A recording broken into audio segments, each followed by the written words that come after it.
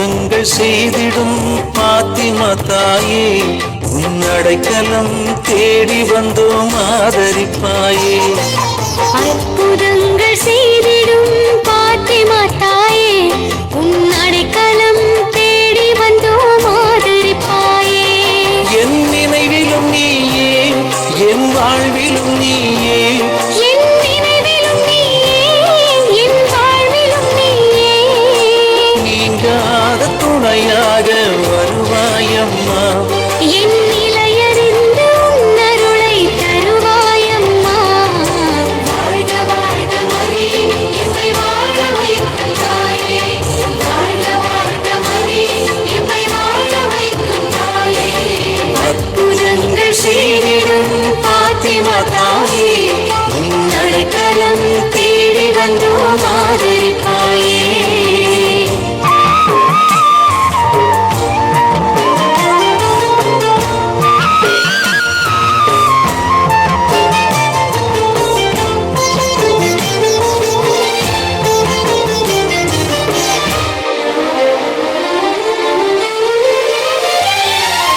கண்கள் மூடி உன்னை நான் நினைக்கையிலே அம்மா, கண்கள் மூடி உன்னை நான் நினைக்கையிலே அம்மா, உன் கருணை மழை பொழிபவளே பாத்திமா அம்மா, உன் கருணை மழை பொழிபவளே பாத்திமா அம்மா.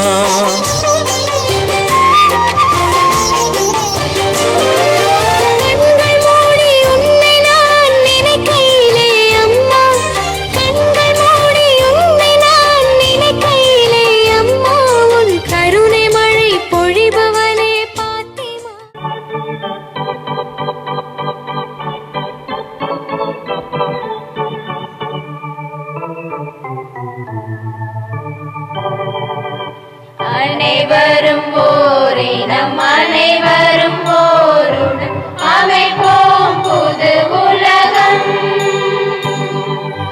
அனைவரும் ஓரினம், அனைவரும் ஓருடன் அமைப்போம் புது உலகம். இறையாட்சியமை திட அன்பு செழித்திட மாட்சிமை கண்டிடுவோம்.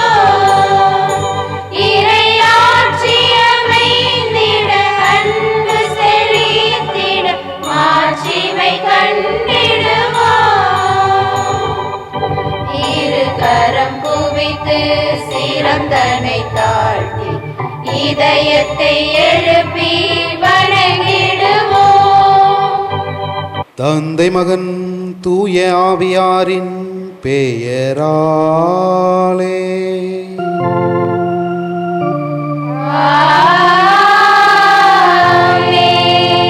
நம் ஆண்டவராகிய இயேசு கிறிஸ்துவின் அருளும் கடவுளின் அன்பும் தூய ஆவியாரின் நட்புறவும் உங்களைவரோடும் இருப்பதாக.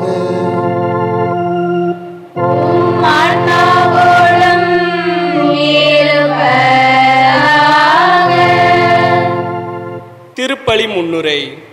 உள்ளத்தை ஆலயமாக்குவோம்.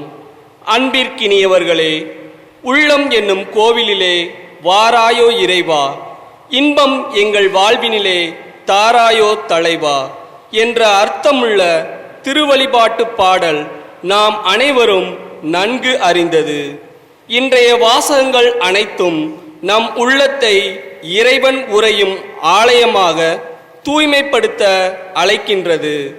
பழைய ஏற்பாட்டு உடன்படிக்கையின் அடையாளமான 10 கட்டளைகள் அனைத்தும் நம் உள்ளத்தை பண்படுத்த சிறந்த வழிகளை நமக்கு கற்றுத்தருகிறது. புதிய ஏற்பாட்டு உடன்படிக்கையின் அடையாளமான சிலுவை வழியாக நம் பாவம் என்னும் வலுவின்மையை வெற்றி கொள்ளும் வழியை புனித பவுல் நமக்கு கற்றுத்தருகிறார். அன்று எருசலேம் ஆலய கூடத்தை வியாபார கூடமாக மாற்றிய மக்களை விரட்டி அடித்த இயேசு கிறிஸ்து இன்று பாவ பற்றுதல்களோடு வாழும் நம் உள்ளத்தை அவரது ஆலயமாக அழகுபடுத்த கேட்கிறார். நம் உள்ளம் என்னும் ஆலயத்தை தூய்மையாக்க வேண்டிய வழிகளை தேடுவோம். இந்த தவக்காலத்தில் சிறந்ததொரு ஒப்புரவு அருட்சாதனத்தை பெற்றுக்கொள்ள முயற்சி செய்வோம். இறைவனோடு உள்ள உடன்படிக்கையை புதுப்பிப்போம். நம் உடலை, உள்ளத்தை, ஆன்மாவை தூய்மையாக்க தொடர்ந்து இத்திருப்பலியில் இணைந்து ஜெபிப்போம். உன்னதமிக்க இந்த தெய்வீக திருப்பலியில் கலந்து கொள்வதற்கு தடையாக இருக்கக்கூடிய நம்முடைய பாவங்கள், குறைகள், குற்றங்கள், பிறருக்கு எதிராக, கடவுளுக்கு எதிராக, நமக்கு எதிராக செய்த எல்லாவற்றையும் எண்ணி பார்த்து அவற்றிற்காக மனம் வருந்துவோம்.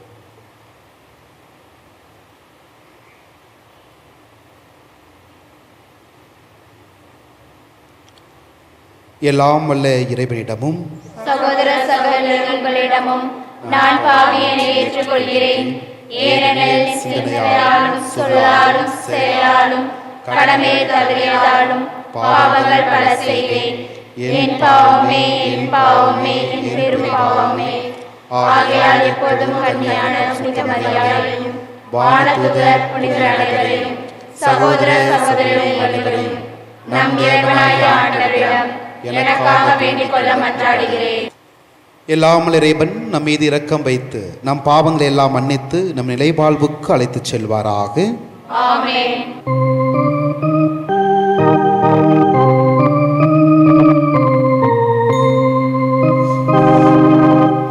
ஆண்டவரே இரக்கமாயிரும். ஆண்டவரே இரக்கமாயிரும். கிறிஸ்துவே இரக்கமாயிரும். கிறிஸ்துவே இரக்கமாயிரும். ஆண்டவரே இரக்கமாயிரும்.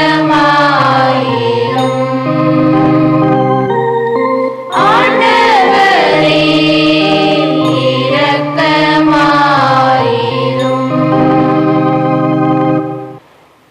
மன்றாடுவோமாக. அன்பே உருவான இறைவா,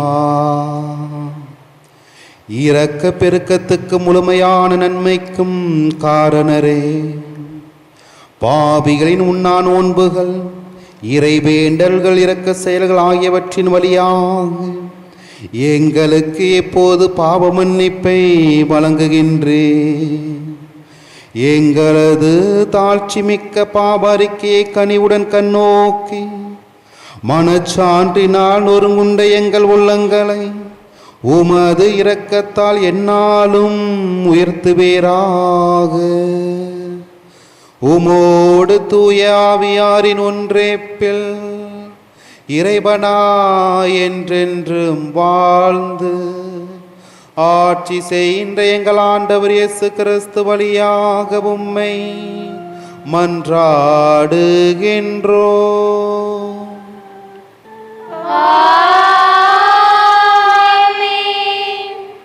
முதல் வாசக முன்னுரை. ஆண்டவரின் 10 கட்டளைகளை கடைப்பிடிப்போருக்கு 1000 தலைமுறைக்கும் அவரின் பேரன்பு உண்டு. ஆனால் அவற்றை புறக்கணிப்போருக்கு 4ஆம் தலைமுறை வரைக்கும் தண்டனை உண்டு என்று உரைக்கிறது இன்றைய முதல் வாசகம். இவ்வாசகத்தை கேட்கும் நம் அனைவரின் 1000 தலைமுறையும் ஆண்டவரின் பேரன்பை சுவைக்க 10 கட்டளைகளை கவனமுடன் கடைபிடிக்க தீர்மானம் எடுப்போம். முதல் வாசகம். திருச்சட்டம் மோசே அளிக்கப்பெற்றது. விடுதலை பயண நூலிலிருந்து வாசகம்.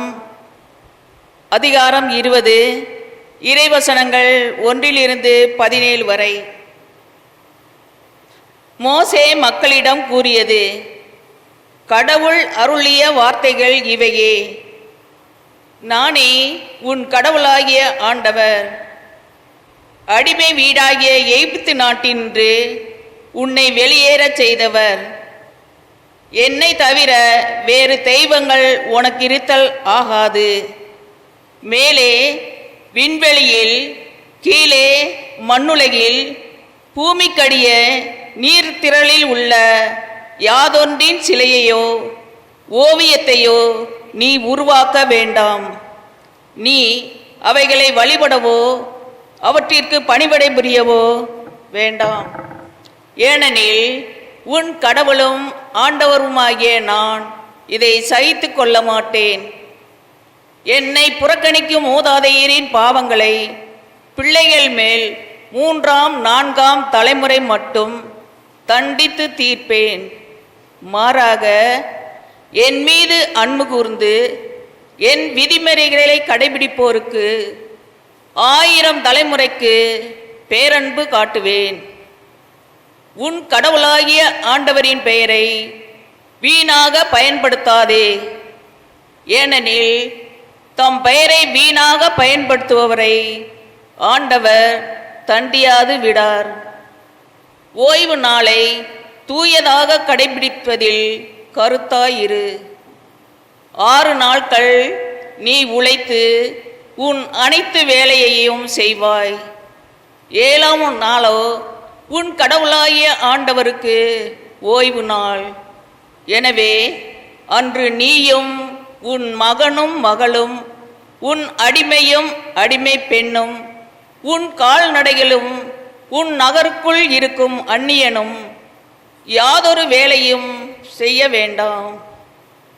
ஏனெனில் ஆண்டவர் 6 நாட்களில் விண்ணுலகையும் மண்ணுலகையும் கடலையும் அவற்றிலுள்ள அனைத்தையும் படைத்து 7ஆம் நாளில் ஓய்ந்திருந்தார். இவ்வாறு ஆண்டவர் ஓய்வு நாளுக்கு ஆசி வழங்கி அதனை புனிதப்படுத்தினார். உன் கடவுளாகிய ஆண்டவர் உனக்களிக்கும் நாட்டில் உன் வாழ்நாள்கள் நீடிக்கும்படி உன் தந்தையையும் உன் தாயையும் மதித்து நட. கொலை செய்யாதே, விபச்சாரம் செய்யாதே, களவு செய்யாதே, பிறருக்கு எதிராக பொய்ச்சான்று சொல்லாதே, பிறர் வீட்டை கவர்ந்திட விரும்பாதே, பிறர் மனைவி, அடிமை, அடிமை பெண், மாடு, கழுதை அல்லது பிறருக்கு உரியது எதையும் கவர்ந்திட விரும்பாதே. ஆண்டவரின் அருள்வாக்கு. இறைவனுக்கு நன்றி. பதிலுரை பாடல். பல்லவி. ஆண்டவரே, நிலைவாழ்வு அளிக்கும் வார்த்தைகள் உம்மிடமே உள்ளன. ஆண்டவரே, நிலைவாழ்வு அளிக்கும் வார்த்தைகள் உம்மிடமே உள்ளன. ஆண்டவரின் திருச்சட்டம் நிறைவானது, அது புத்துயிர் அளிக்கின்றது. ஆண்டவரின் ஒழுங்குமுறை நம்பத்தக்கது, எளியவருக்கு அது ஞானம் அளிக்கின்றது. பல்லவி. ஆண்டவரே, நிலைவாழ்வு அளிக்கும் வார்த்தைகள் உம்மிடமே உள்ளன. ஆண்டவரின் நியமங்கள் சரியானவை, அவை இதயத்தை மகிழ்விக்கின்றன.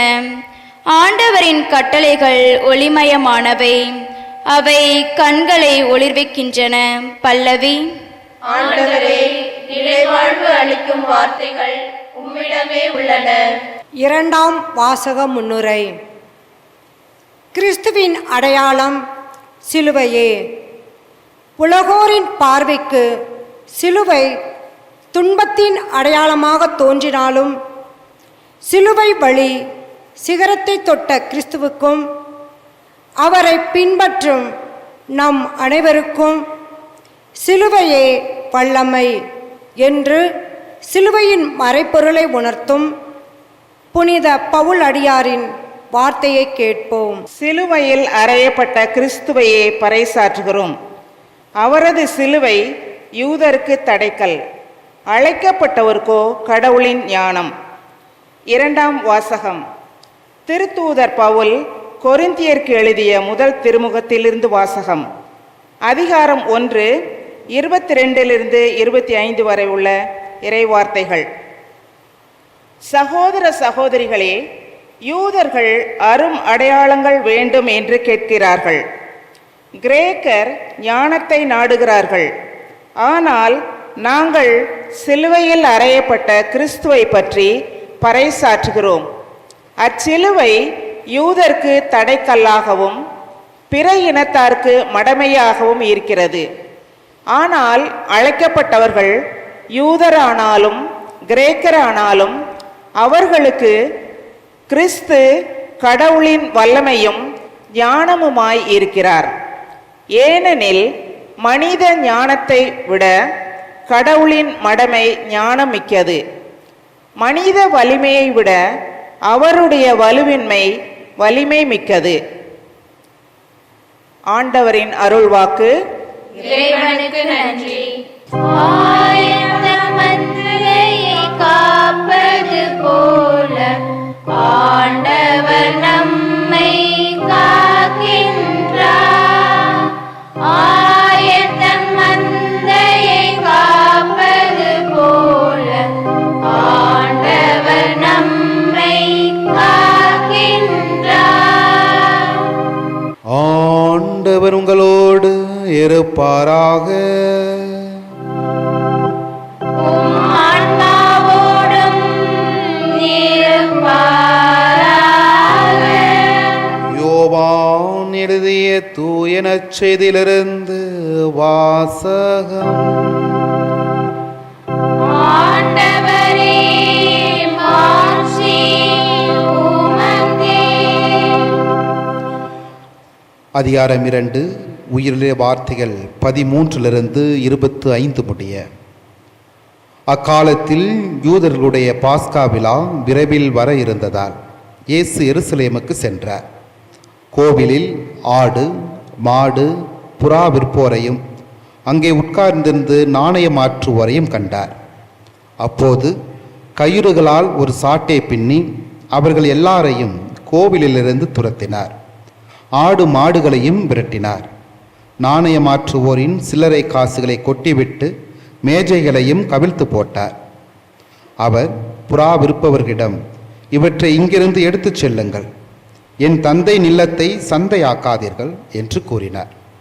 அப்போது அவருடைய சீடர்கள், உம் இல்லத்தின் மீதுள்ள ஆர்வம் என்னை எரித்துவிடும் என்று மறைநூலில் எழுதியுள்ளதை நினைவு கூர்ந்தார்கள். யூதர்கள் அவரை பார்த்து, இவற்றையெல்லாம் செய்ய உமக்கு உரிமை உண்டு என்பதற்கு நீர் காட்டும் அடையாளம் என்ன என்று கேட்டார்கள். இயேசு மறுமொழியாக அவர்களிடம், இக்கோவிலை இடித்து விடுங்கள், நான் 3 நாளில் இதை கட்டி எழுப்புவேன் என்றார். அப்போது யூதர்கள், இந்த கோவிலை கட்ட 46 ஆண்டுகள் ஆயிற்றே, நீர் 3 நாளில் இதை கட்டி எழுப்பி விடுவீரோ என்று கேட்டார்கள். ஆனால் அவர் தம் உடலாகிய கோவிலை பற்றியே பேசினார். அவர் இறந்து உயிருடன் எழுப்பப்பட்ட போது அவருடைய சீடர் அவர் இவ்வாறு சொல்லி இருந்ததை நினைவு கூர்ந்து மறைநூலையும் இயேசுவின் கூற்றையும் நம்பினர். பாஸ்கா விழாவின் போது இயேசு எருசலேமில் இருந்த வேளையில் அவர் செய்த அருமடையாளங்களை கண்டு பலர் அவரது பெயரில் நம்பிக்கை வைத்தனர். ஆனால் இயேசு அவர்களை நம்பவிடவில்லை. ஏனெனில் மனிதரை பற்றி அவருக்கு யாரும் எடுத்துச் சொல்ல தேவையில்லை. ஏனெனில் மனித உள்ளத்தில் இருப்பதை அவர் அறிந்திருந்தார். ஆண்டவரின் அருள்வாக்கு. இயேசுவே, உமக்கு புகழ்.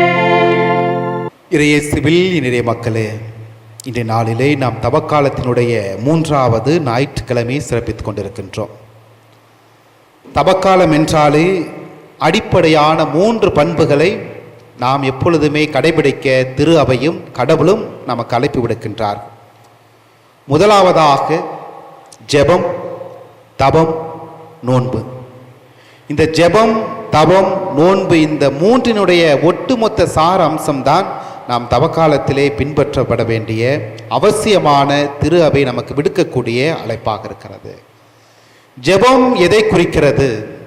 தவம் எதை குறிக்கிறது? தர்மம் எதை குறிக்கிறது? இந்த ஜெபம் என்பது கடவுளுக்கும் நமக்குமான உறவை, இந்த ஜெபம் என்பது கடவுளுக்கும் நமக்குமான இணைப்பை, இந்த ஜெபம் என்பது கடவுளுக்கும் நமக்குமான உடனிருப்பை, உரையாடலை உறுதி செய்வதுதான் இந்த ஜெபம்.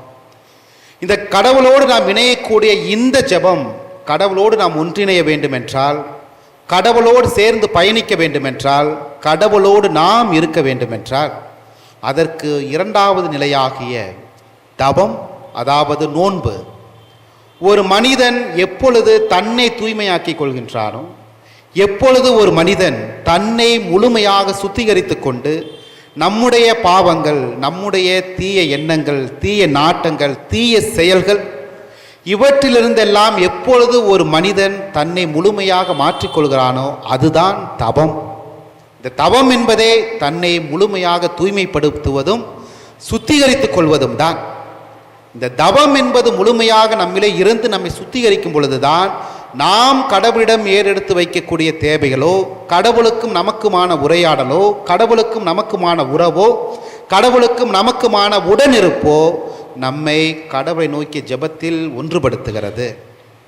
அது மட்டுமல்ல, இந்த மூன்றாவது நிலையாகிய இந்த தர்மம், இந்த தர்மம் என்பது பிறர் நலனை சார்ந்ததாக இருக்கிறது.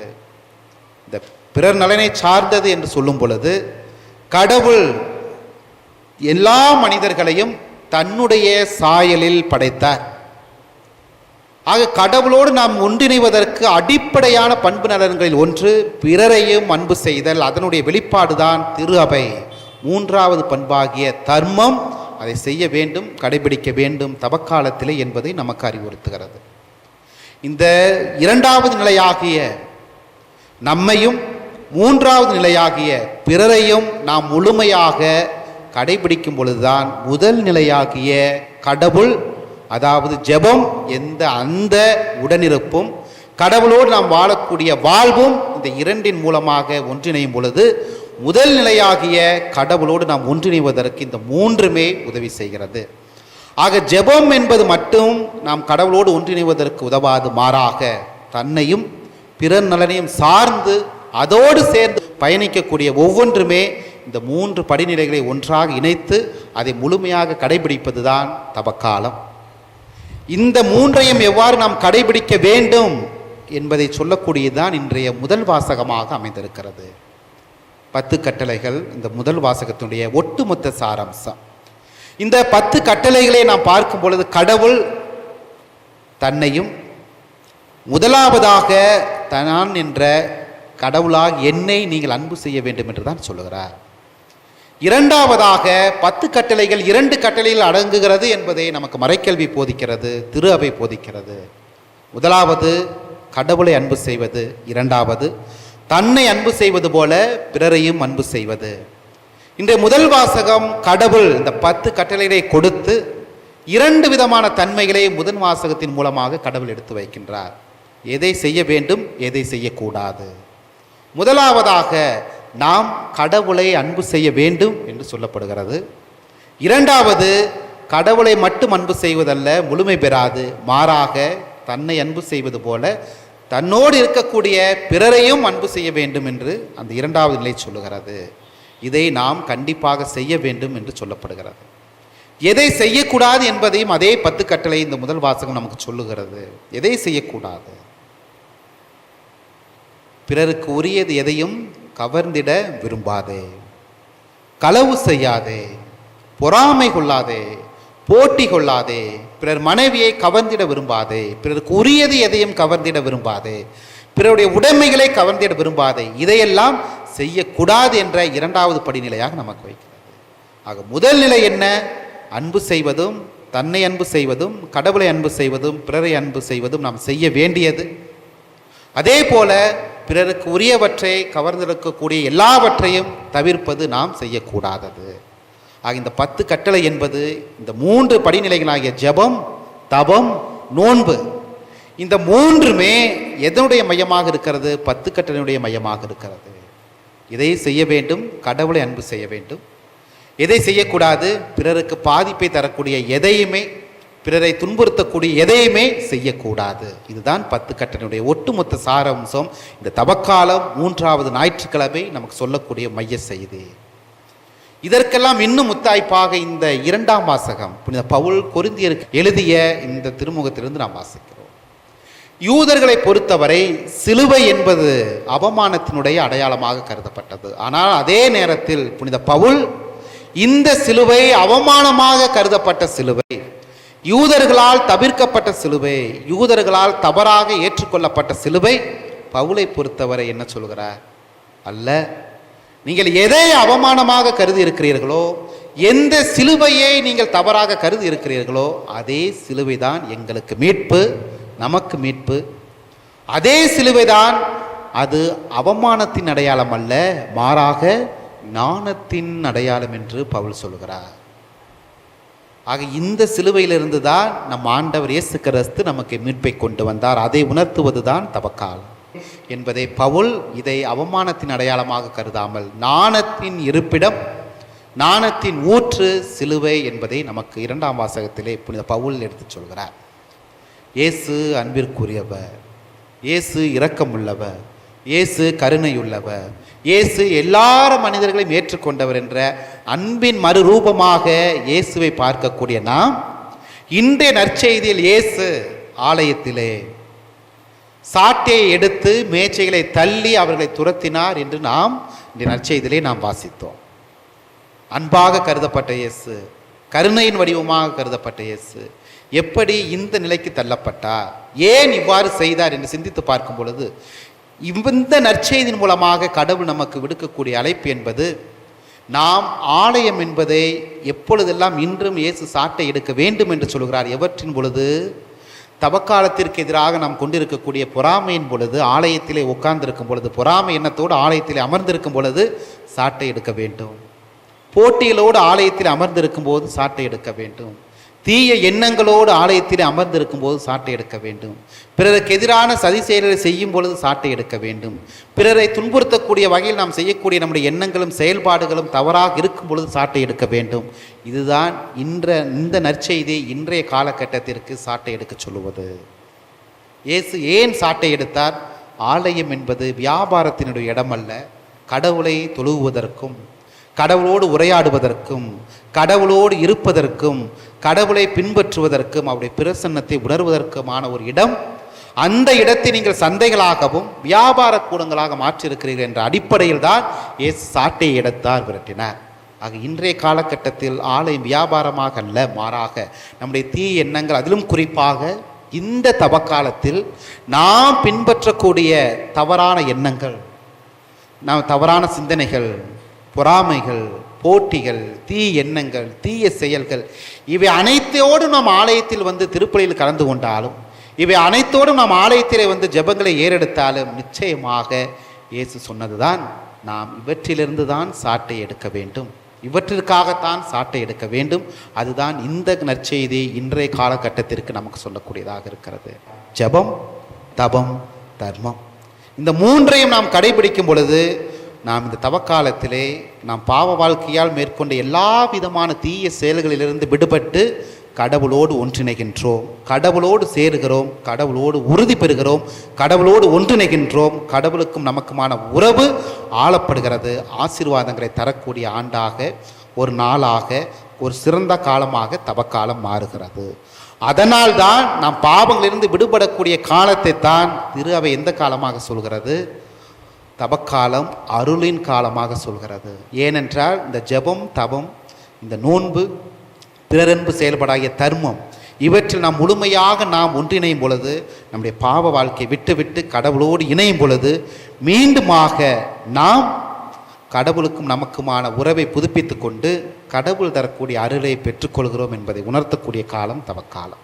ஆகிய இயேசுவின் அன்பிற்குரிய இறை மக்களே, இதை நாம் உள்வாங்கிக் கொண்டு இந்த தவக்காலத்தினுடைய 3வது ஞாயிற்றுக்கிழமை ஒரு மனமாற்றத்தின் காலமாக, நம்மை மாற்றிக்கொண்டதனுடைய அடையாளமாக நாம் ஆலயத்திற்கு வரும் பொழுது நம்முடைய தவறான எண்ணங்கள், கெட்ட சிந்தனைகள், தவறான செயல்கள், பாவ வாழ்வு அனைத்தையும் கடவுளிடம் ஒப்பு கொடுத்து, மனம் மாறுகிறேன் ஆண்டவரே, என்னை ஏற்றுக்கொள்ளும் ஆண்டவரே, நான் திரும்பி வந்திருக்கிறேன் ஆண்டவரே, நான் புதுப்பித்து வந்திருக்கிறேன் ஆண்டவரே, உனக்கும் எனக்குமான உறவை உறுதிப்படுத்திக் கொள்ளும் ஆண்டவரே, இன்னும் உன்னுடைய அருளால் எனக்கு எல்லா விதமான ஆசீர்வாதங்களை கொடுத்து இந்த தவக்காலத்தை அருளின் ஆண்டாக, அருளின் காலமாக மாற்றும் ஆண்டவரே என்று வாழக்கூடிய வாழ்வுதான் தவக்காலம். ஆக அந்த அருளை தரக்கூடிய தவக்காலத்திற்காக நாம் நம்முடைய வாழ்விலை கடவுள் நம்மோடு இருக்கிறார், நம்முடைய பாவங்களை மன்னிப்பார், அருளை தருவார் என்ற நம்பிக்கையோடு தொடர்ந்து திருப்பலியை மன்றாடுவோம். இப்போது எழுந்து நின்று நமது விசுவாசத்தை அறிக்கையிடுவோம்.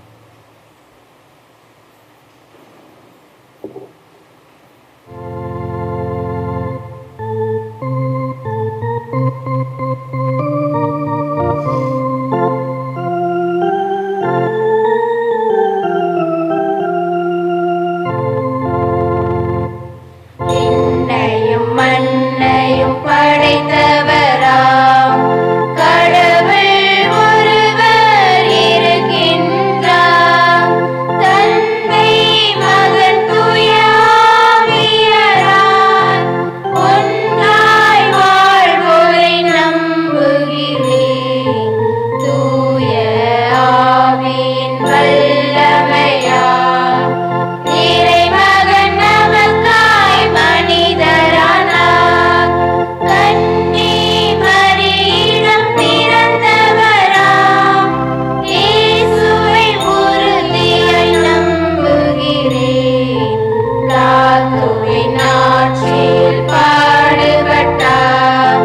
சிலுவையில் இறந்து அடக்கப்பட்டார்.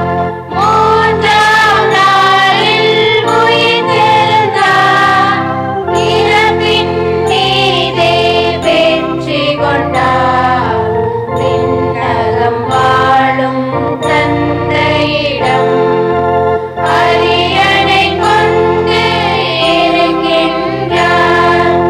உலகம் முடியும் காலத்திலே நடுவர் திரும்பவும் வந்திடுவார். தூய ஆவியாரை நம்புகிறேன். பாரிலகம் துணை வேண்டுகிறேன். பாவ மன்னிப்பில் தூய்மை பெற்று பரிகார வாழ்வில் நிலைத்திடுவேன். திரு அவை உரைப்பதை நம்புகிறேன். புனிதர்கள் உறவை நம்புகிறேன். உடலின் உயிர்ப்பை நிலை வாழ்வை உறுதியுடனே நம்புகிறேன்.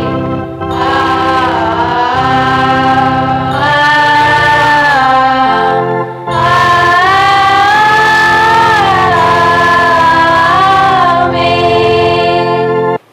அன்பு தந்தையே இறைவா, எமது திரு அவை வழிநடத்தும் திருத்தந்தை பிரான்சிஸ், ஆயர்கள், குருக்கள், துறவரத்தார் மற்றும் அனைவரையும் உன் பாதம் சமர்ப்பிக்கின்றோம். பங்கு பணிகளில் ஆர்வத்துடனும் மக்களின் ஆன்மீகத்தில் அக்கறையுடனும் செயல்பட்டு உள்ளம் என்னும் ஆலயத்தை இறைப்பிரசன்னம் தாங்கும் இல்லமாக்க புதிய புதிய ஆன்மீக எழுப்புதலையும் கொண்டு வர தேவையான வரத்தை தந்தருள வேண்டுமென்று இறைவா உம்மை மன்றாடுகிறோம். ஆண்டவரே எங்கள் மன்றாட்டை கேட்டருளும். அன்பின் இறைவா, உலகெங்கும் உள்ள கிறிஸ்துவ ஆலயங்கள் வெறும் பக்தி பொருட்களை மட்டும் விற்பனை செய்யும் வியாபார கூடமாக மாறாமல் வந்து செல்கின்ற அனைத்து பக்தர்களுக்கும் அமைதி, நிம்மதி, ஆறுதல் தருகின்ற தூய ஆவியின் பிரசன்னம் நிறைந்த ஆலயமாக திகழ இறைவா உம்மை மன்றாடுகின்றோம். ஆண்டவரே எங்கள் மன்றாட்டை கேட்டருளும். அன்பின் இறைவா, தவக்கால பக்தி முயற்சிகளில் ஆர்வமாக ஈடுபட்டுள்ள நாங்கள் அனைவரும் உணவு மற்றும் உடைகளில் மட்டும் மாற்றத்தை தேடாமல் உடல், உள்ளம் மற்றும் செயல்பாடுகள் சார்ந்த மாற்றத்தை எங்கள் குடும்பங்களில் கொண்டு வர இறைவா உம்மை மன்றாடுகின்றோம். ஆண்டவரே எங்கள் மன்றாட்டை கேட்டருளும். அன்பின் இறைவா, இவ்வுலகில் உள்ள அனைத்து இளைஞர் மற்றும் இளம்பெண்களுக்காக உம்மிடம் மன்றாடுகிறோம். உடன்படிக்கையின் அடையாளமாக எமக்கு கொடுக்கப்பட்டுள்ள 10 கட்டளைகளின் வழியில் எம் வாழ்வை செம்மைப்படுத்தி கிறிஸ்துவின் சிலுவையினால் வல்லமையாக்கி உம்மோடு உள்ள உடன்படிக்கையை ஒவ்வொரு நாளும் புதுப்பிக்க வரமருள இறைவா உம்மை மன்றாடுகின்றோம். ஆண்டவரே எங்கள் மன்றாட்டை கேட்டருளும். நலமானதெல்லாம் நல்கிடும் இறைவா, தொலைக்காட்சி, சமூக ஊடகங்கள், உலக கவர்ச்சிகள் எம்மை சோதிக்கும்போது அவற்றை எதிர்க்க வலுவற்றவர்களாக இருக்கும் எங்கள் மீது மனமிறங்கி அருளும். இத்தவக்காலத்தில் எம்மை சீர்படுத்திக் கொள்ள நாங்கள் எடுக்கும் முயற்சியில் எமக்கு துணையாக இருந்து மன உறுதியுடன் உம்மை பின்பற்றி வாழ அருள் தர இறைவா உம்மை மன்றாடுகின்றோம். ஆண்டவரே எங்கள் மன்றாட்டை கேட்டருளும். நம்முடைய தனிப்பட்ட தேவைகளுக்காக மௌனமாக மன்றாடுவோம்.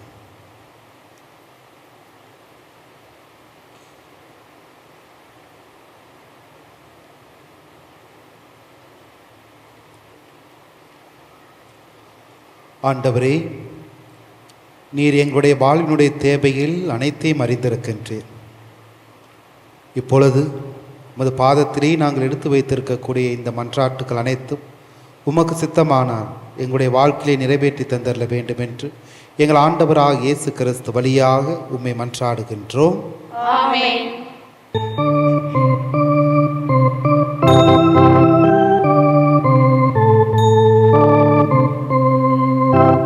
பலியாக என்னை உனக்கு தருவேன் என்று இந்த படைப்பெல்லாம் நீதானே படைத்தாய் என்று. பலியாக என்னை உனக்கு தருவேன் என்று இந்த படைப்பெல்லாம் நீதானே படைத்தாய் என்று. என்னையே நான் உமக்களின் இறைவா என்று. என்னையே நான் உமக்களின் இறைவா என்று. உருமாற்றி உனதாக்கும் தலைவான் என்று. தந்தை தந்தை தந்தை என்னையே இறைவா. தருவாய் தருவாய் தருவாய் உன் அருளை நிறைவாய். தந்தை தந்தை தந்தை என்னையே இறைவா. தருவாய் தருவாய் தருவாய் உன் அருளை நிறைவாய். பலியாக என்னை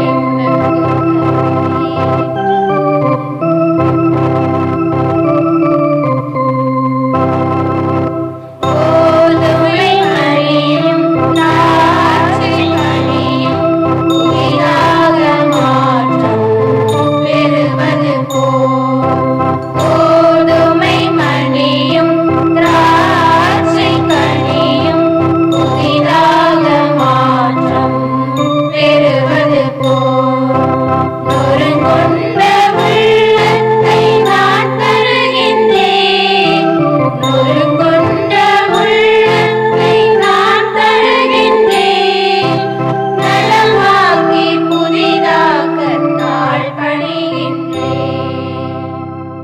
அன்புக்கு சகோதர சகோதரிகளே, என்னுடையதும் உங்களுடையதுமான இப்பலி எல்லாமல்ல தந்தையாகிய இறைவனுக்கு ஏற்றதாகும்படி மன்றாடுங்கள். ஆண்டவர் தமது பேரின் புகழ்ச்சிக்காகவும் மாட்சிக்காகவும் நமது நன்மைக்காகவும் புனித திரு அவை அனைத்தின் நலனுக்காகவும் உமது கையிலிருந்து இப்பலியை ஏற்றுக்கொள்வாராக. கனிவே உருவான இறைவா, இப்பலிகளால் நீர் மன நிறைவு அடைய எங்களுக்கு அருள் புரிவீராக. எங்கள் குற்றங்களிலிருந்து எங்களை மன்னிக்க வேண்டுகின்ற நாங்கள் பிறருடைய குற்றங்களை என்னாலும் மன்னிக்க முயல்வோமாக. எங்கள் ஆண்டவராகிய இயேசு கிறிஸ்து வழியாக உம்மை மன்றாடுகின்றோம்.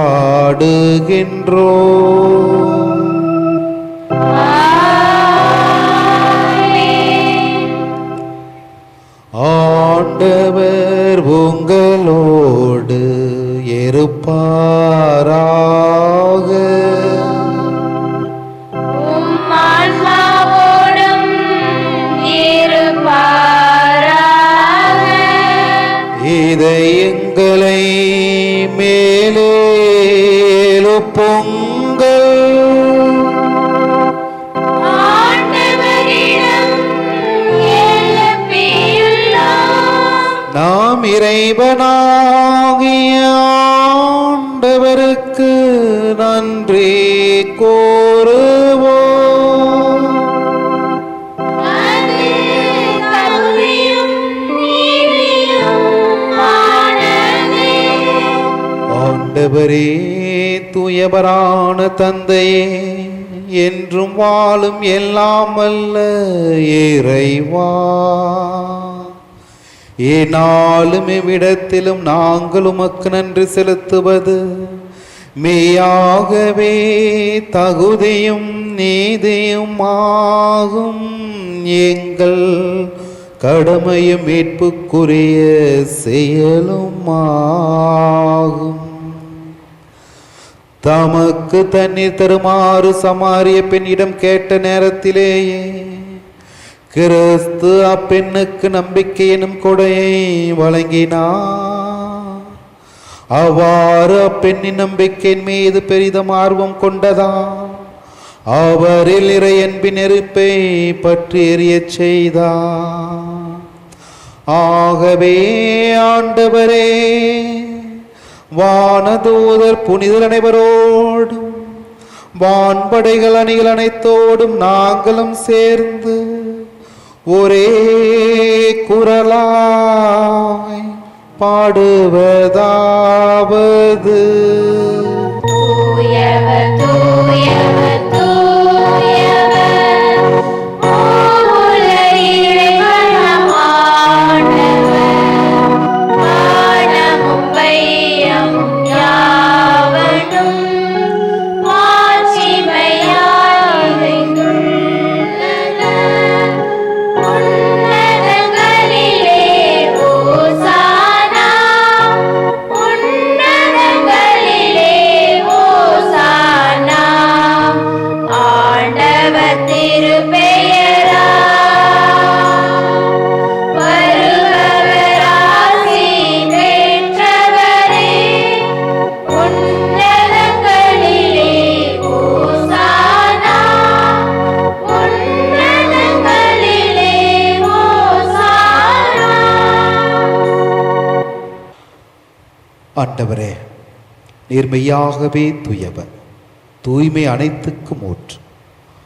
ஆகவே உம்முடைய ஆவியை பொழிந்து இக்காணிக்கைகளை தூய்மைப்படுத்த வேண்டுகின்றோம்.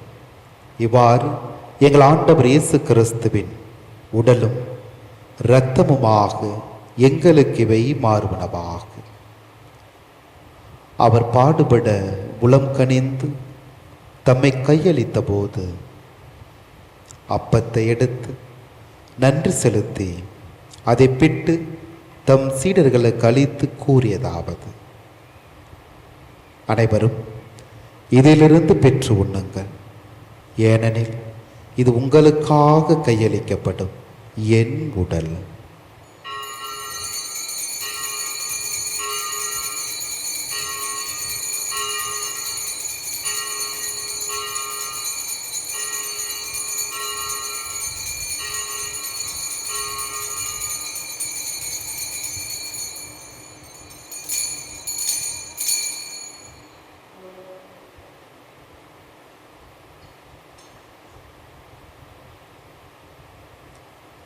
அவ்வண்ணமே இரவு விருந்தை அருந்திய பின் கிண்ணத்தையும் எடுத்து மீண்டும் உமக்கு நன்றி கூறி தம் சீடர்களுக்கு அளித்து அவர் கூறியதாவது: அனைவரும் இதிலிருந்து பெற்று பருகுங்கள், ஏனெனில் இது புதிய நிலையான உடன்படிக்கைக்குரிய என் இரத்தத்தின் கிண்ணம். இது பாவ மன்னிப்புக்கென்று உங்களுக்காகவும் பலருக்காகவும் சிந்தப்படும். இதை என் நினைவாக செய்யுங்கள்.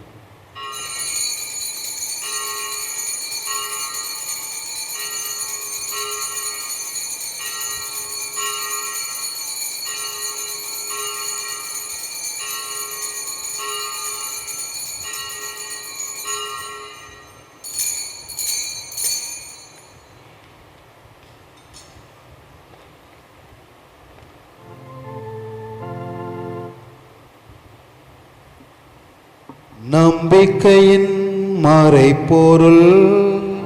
ஆண்டவரே, நீர் வருமளவும் உமது இறப்பினை அறிக்கையிடுகின்றோம், உமது உயிர்ப்பினையும் எடுத்துரைக்கின்றோம்.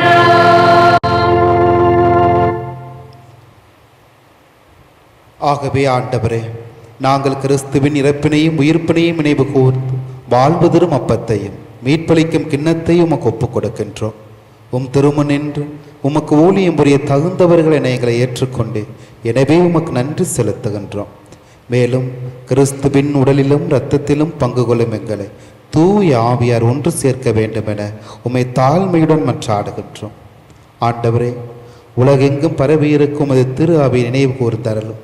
எங்கள் திருத்தந்தை பிரான்சிஸ், எங்கள் ஆயர் தாமஸ் பால்சாமி, எல்லா திருநிலையாகிய அனைவரோடும் உமது திரு அவை அன்பில் நிறைவேறச் செய்தருளும்.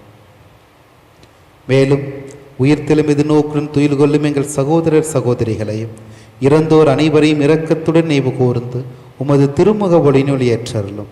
எங்கள் அனைவர் மீதும் இரக்கமாயிரும். கடவுளின் கன்னித்தாயான புனித மரியா, அவருடைய கணவரான புனித யோசேப்பு, புனித திருத்தூதர்கள், இவ்வுலகில் உமக்கு உகந்தவராய் இருந்தோர் ஆகிய புனிதர் அனைவருடனும் நாங்கள் நிலைவாழ்வில் பங்கு கொள்ளும் தகுதி பெற்று திருமகன் இயேசு கிறிஸ்து வழியாக உம்மை புகழ்ந்தேத்து மரமருள உம்மை மன்றாடுகின்றோம்.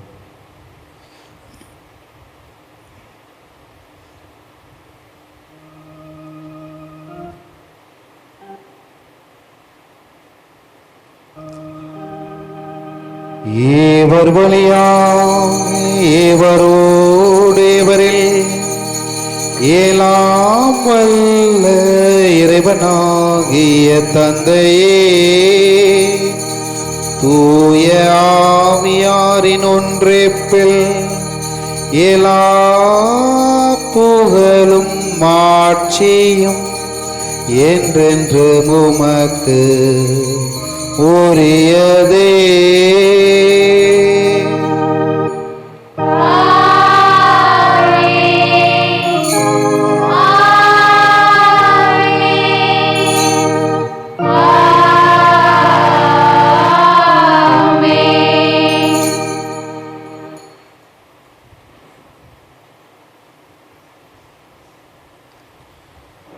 மீட்பரின் கட்டளையால் கற்பிக்கப்பட்டு இறை படிப்பினையால் பயிற்சி பெற்ற நாம் துணிந்து பாடுவோம்.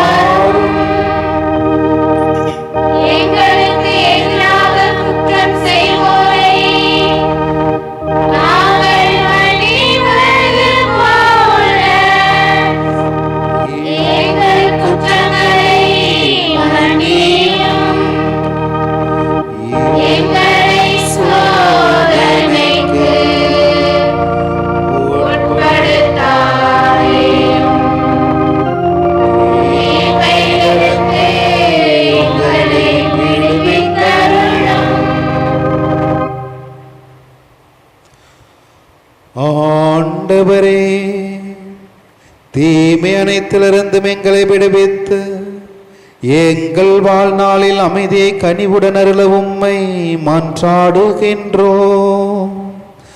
உமது இரக்கத்தின் உதவியா நாங்கள் பாவத்திலிருந்து எப்போதும் விடுதலை பெற்று யாதொரு கலக்கமுமின்றி நலமாயிருப்போமாக. நாங்கள் இது நோக்கி இருக்கும் பேரின்பத்துக்காகவும் எம் மீட்பராகிய இயேசு கிறிஸ்துவின் வருகைக்காகவும் காத்திருக்கின்றோம்.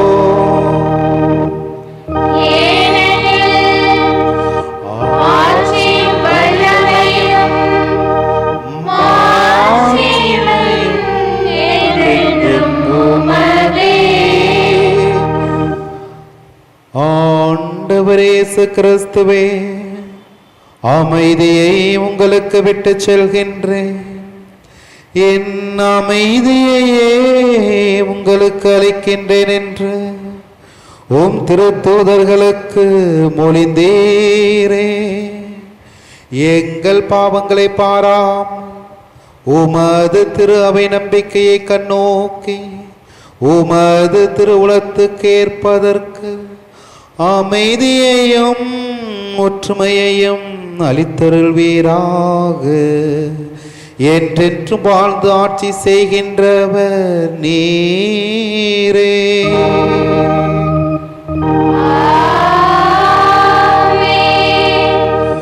ஆண்டவருடைய அமைதி உங்கள் அனைவரோடும் என்றும் இருப்பதாக.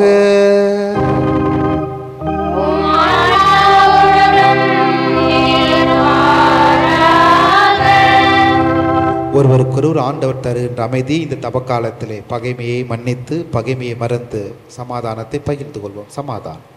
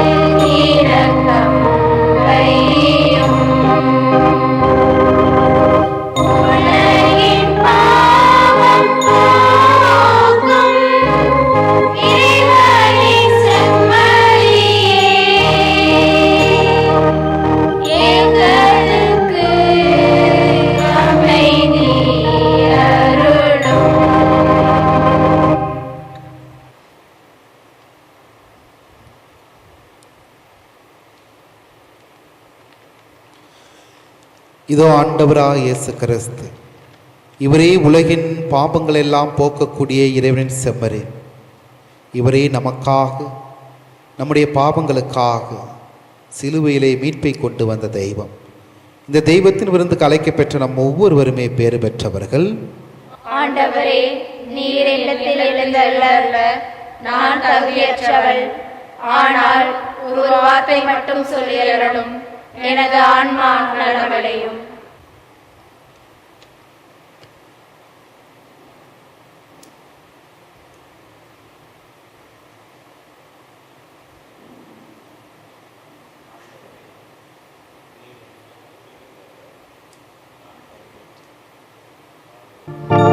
தரும் உணவே இறைவா, என் உயிருக்குள் உயிராய் வா வா.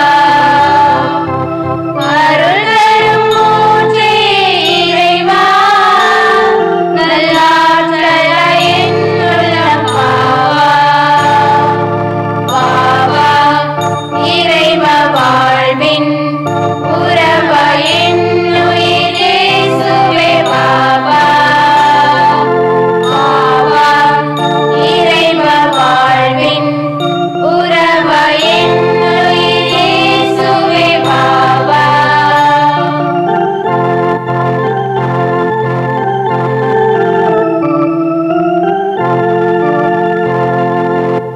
உயிருள்ள விருந்தே என் இறைவா, நலம் தரும் மருந்தாய் எனில் வா வா.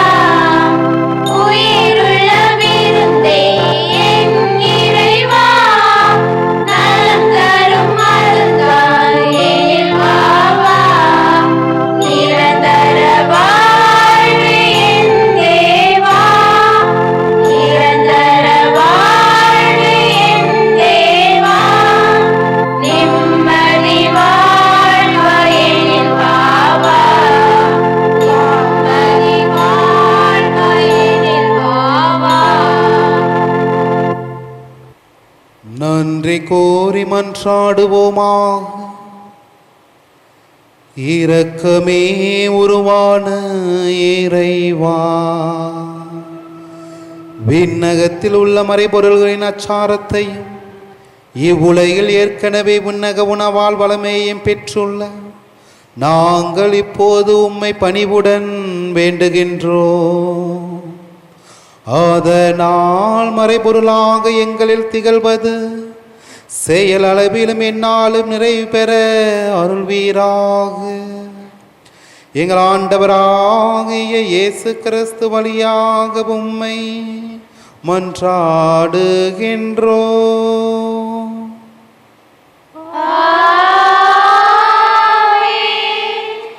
ஆண்டவர் உங்களோடு இருப்பாராக.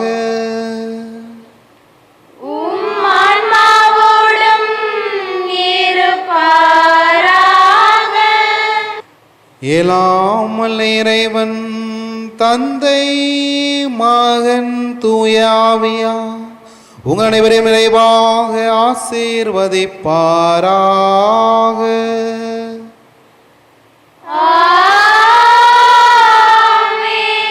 மனமாறி மணமகனிடம் திரும்பி வர சென்று வாருங்கள், வாழ்வின் பலி தொடர்கின்றது.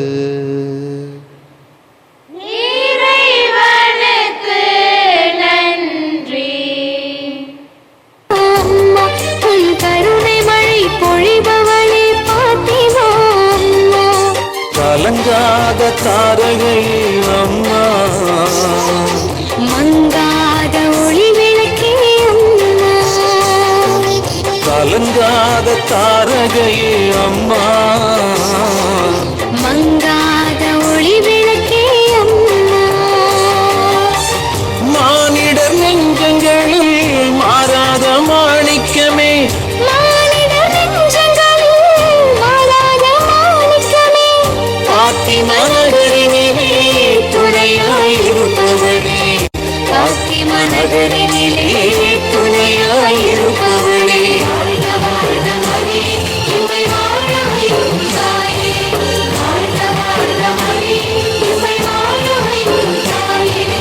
அற்புதங்கள் செய்திடும் பாத்திமா தாயே, உன் அடைக்கலம் தேடி வந்தோம் ஆதரிப்பாயே.